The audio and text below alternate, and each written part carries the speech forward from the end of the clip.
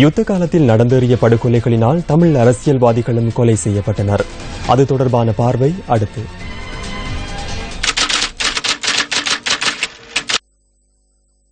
பாராளுமன்ற உறுப்பினரும் மனித உரிமைகளுக்கான வடகிழக்கு செயலகத்தின் நிறுவன உறுப்பினராகவும் பணியாற்றிய அரியநாயகம் சந்திரநேரு 2005 பிப்ரவரி 7 இடம்பெற்ற தாக்குதலில் உயிரிழந்தார்.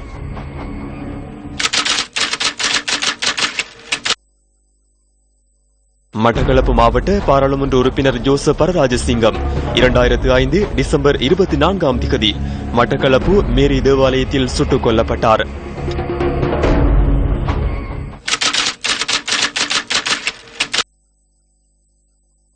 தமிழ் தேசிய கூட்டமைப்பின் யாழ் மாவட்ட பாராளுமன்ற உறுப்பினர் நடராஜா ரவிராஜ் 2006 நவம்பர் 10 மோட்டார் சைக்கிளில் வந்த இனம் தெரியாத ஆயுததாரிகளினால் கொழும்பில் வைத்து சுட்டுக் கொல்லப்பட்டார். கொழும்பு நாரகன்பேட்டையில் உள்ள அவரது இல்லத்திலிருந்து அலுவலகத்தை நோக்கி செல்லும் வழியில் சுட்டுக் கொல்லப்பட்டமை குறிப்பிடத்தக்கது.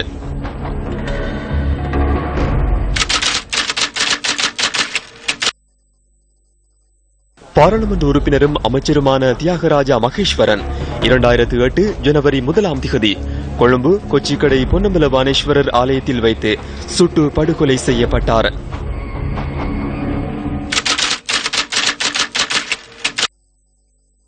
யாழ் மாவட்ட பாராளுமன்ற உறுப்பினர் கிட்னன் சிவனேசன் மார்ச் 5 2008 பன்னி கனகராயன் குளத்தில் இடம்பெற்ற கிளைமோர் குண்டு தாக்குதலில் சிக்குண்டு உயிரிழந்தார்.